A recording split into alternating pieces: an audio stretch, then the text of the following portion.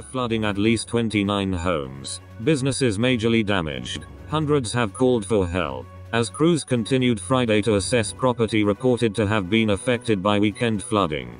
Polk County officials have identified 29 homes and businesses that suffered major damage and 520 with minor impacts. During a Friday news briefing, emergency management officials said they have received about 1,730 reports of damaged property in Des Moines, Windsor Heights, Clive and other nearby cities that saw up to 9 inches of rain Saturday night. More than 750 homes have been inspected for damage in Des Moines, Mayor Frank County said Friday, with another 427 inspection requests still needed to be finished. At the Disaster Recovery Center, located at the Iowa Department of Human Services building on the north side of Des Moines, officials helped 178 on Thursday morning, bringing the weekly total to 819 residents. It was closed for the holiday Wednesday.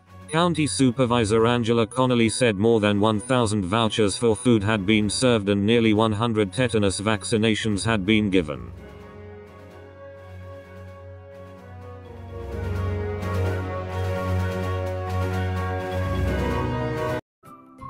Thank you for watching. Please subscribe to us on YouTube.